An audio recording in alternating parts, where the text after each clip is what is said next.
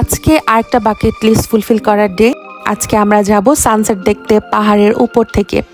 পাহাড়ের উপর থেকে সানসেটটা কিরকম হয় দেখতে, সেই ভিউটা দেখার জন্য অনেকদিন যাবত ওয়েট করছি। সো ফাইনালি আজকে সেই মোমেন্ট অফ ট্রুথ চলে এসেছে। সবসময় তো শুধু শুনেছি আর মুভিগুলোতে দেখেছি, আজকে স্বচক্ষে সেটা দেখার জন্যই এই সুন্দর ভিউ পয়েন্টটা সিলেক্ট করেছি। Hey everyone, welcome back to my channel with another new vlog. So আজকে আমরা যে জায়গাটা এসেছি সেই জায়গাটা হচ্ছে টিন্টাজেল ক্যাসেল। আর টিন্টাজেল ক্যাসেলের যে জায়গাটায় সবাই যায় ওই জায়গায় না, আমরা এসেছি সানসেট ভিউ পয়েন্টে।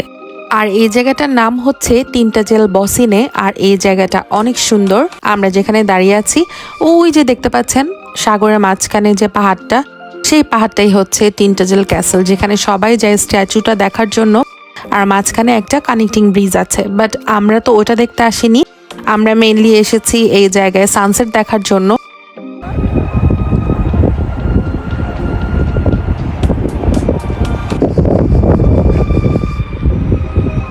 আর এই টিন্টাজেল ক্যাসেলটা অফ হয়ে যায় 5টার দিকে। সো আমরা গিয়েছিলাম ওখানে 8টা বাজে। Look at this breathtaking view. আর এই জায়গার পানির কালারটা এত সুন্দর, অ্যাকোয়া ব্লু ছিল। ইফ ইউ ওয়ান্ট দেন ওইখানে যাওয়া যায়। এটার সাথে যেহেতু কানেক্টিং ব্রিজ আছে, ওই পাহাড়টাতেও যাওয়া যায় টিন্টাজেল ক্যাসেলের। বাট যেহেতু 8টা বাজে, ওখানে লক হয়ে গেছে সবকিছু। আর কিং আর্থারের একটা স্ট্যাচু আছে, যেটা এই জায়গার আইকনিক প্লেস, বাট আমাদের এটা দেখার কোনো ইচ্ছা নেই। আমরা মেনলি এসেছি সানসেট দেখার জন্য। পাহাড়ের উপর থেকে সমুদ্রের আর পাহাড়ের কম্বিনেশনে যে সানসেট গুলো হয়, মাই গড, আমার নিজের চোখে যা দেখেছি সেটা হয়তো আমি এক্সপ্লেন করতে পারছি না।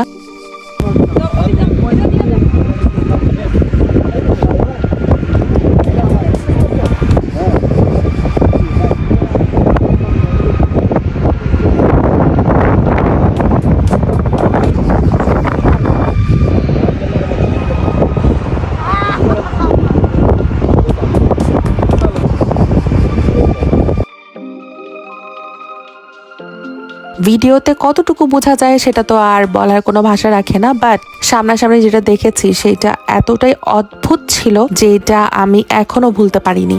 ওয়েদারটা ভালো ছিল, ঠান্ডা ঠান্ডা গরম গরম মিক্সড আপ।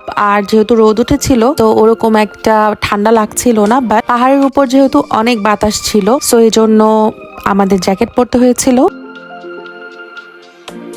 মাঝে মাঝে মনে চায় যে এই সব জায়গাগুলোতে যদি বসে থাকতে পারতাম অনেকক্ষণ, ঘন্টার পর ঘন্টা।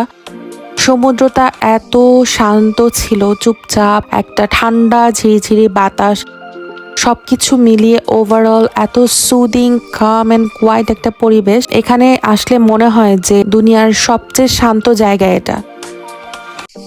নেভার এন্ডিং ফটোশুট চলছিল আমার ঠিক পিছনে, আর আমি জাস্ট এই মোমেন্টটাকে এনজয় করার ট্রাই করছিলাম। আস্তে আস্তে সূর্যটা ধীরে ধীরে ডুবতে শুরু করেছে। মনে হয় যে কোনো একটা ছবির মতো সুন্দর একটা জায়গায় দাঁড়িয়ে আছি। আর এই যে আমি, আমার পিছনে সূর্যটা ধীরে ধীরে নিচের দিকে নামছিল।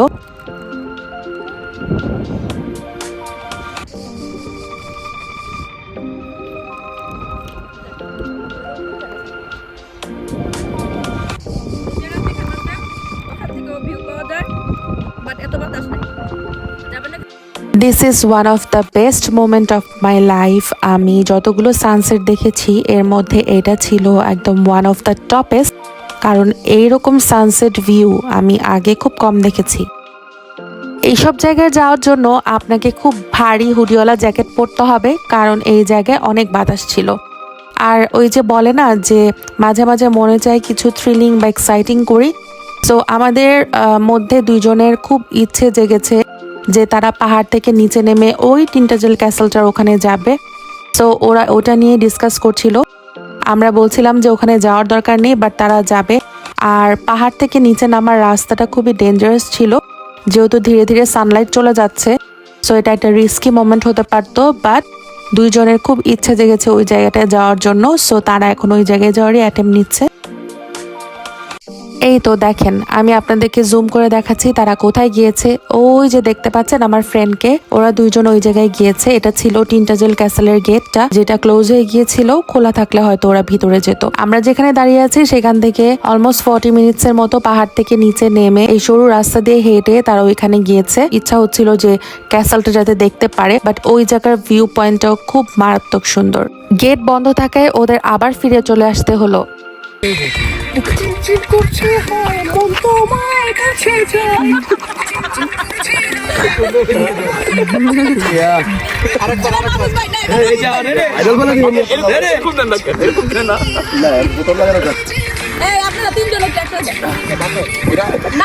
আড্ডা সাড্ডা ফান করতে করতে সানটা ধীরে ধীরে নিচের দিকে নামছে। আমরা তো অধীর আগ্রহ অপেক্ষা করছি যে কখন সানটা নিচে নামবে। আর ভাইয়ার যেহেতু ঠান্ডা লেগেছে তাই উনি ভাবির শলটা পেঁচিয়ে নিয়েছিল। আর এখন আমাদের ফটোশুটের পালা, মানে ছেলেরা ফটোশুট করবে। কি সুন্দর তাই না? সানটা একদম নিচের দিকে নেমেছে আর সানের যে কালারটা সেটা সমুদ্রের মধ্যে একটু পড়ছে আবছা আবছা, কি যে ভালো লাগছে। আর এখানে আমি ট্রাই করছিলাম ইনস্টাগ্রামের খুবই ফেমাস একটা ভাইরাল ভিডিও, যেটা সবাই করছিল। আমরা অ্যাকচুয়ালি সেটাই ট্রাই করছিলাম। মাঝে মাঝে ট্রেন্ডি জিনিসগুলো ট্রাই করতে কিন্তু ভালোই লাগে। আমরা ফ্রেন্ডরা মিলে ট্রাই করছি, দেখছি যে আমাদের ভিডিওটা হয় কিনা ওদের মতো। আর এই যে দেখেন, সানটা কিন্তু ডুবেই গেল। আর ডোবার টাইমে কিরকম সুন্দর হয়ে গেছে আকাশটা। আমাদের আজকের মতো বাকেট লিস্টটা ফুলফিল আলহামদুলিল্লাহ। আর সমুদ্র আর পাহাড়ের কম্বিনেশনে যেটা হচ্ছে, আমরা ছোটবেলা থেকে ছবি টবি আঁকতাম, তখন দেখতাম যে এভাবে করে সানসেট হয়, মানে পানির ভিতরে সূর্যটা চলে যায়। বাট আজকে লাইভ ফুটেজ দেখলাম। সানসেট দেখা টাকা শেষ করে আমরা এখন চলে যাচ্ছি আমাদের ক্যারাভ্যানের উদ্দেশ্যে। আর ওখান থেকে আমাদের ওখানে যেতে লাগবে 1 ঘন্টার মতো। So in the meantime, আসার টাইমে আমরা ওয়ান টাইম যে বারবিকিউ প্যালেটগুলো পাওয়া যায় সেগুলো কিনে নিয়ে এসেছি। আর এই ম্যারিনেটেড চিকেনগুলো বাসা থেকে নিয়ে আসা হয়েছে, কারণ বারবিকিউ না করলে কি হয়, সবাই একসাথে এসেছি তো ছেলেরা বাইরে বারবিকিউ করছে আর আমরা মেয়েরা ভিতরে খাওয়া দাওয়ার প্রিপারেশন নিচ্ছিলাম। আজকে রাত্রে আমাদের ডিনার হবে বারবিকিউ দিয়েই। তো এখানে আছে চিকেন উইংস, এরপর আছে চিকেন লেগ, 2 টাইপের চিকেন করা হয়েছে, একটা স্পাইসি আর একটা নর্মাল। তো ছেলেরা ফান করছে আর এখানে বারবিকিউ করছে আর আমরা ভিতরে প্রিপারেশন নিচ্ছি খাওয়া দাওয়ার।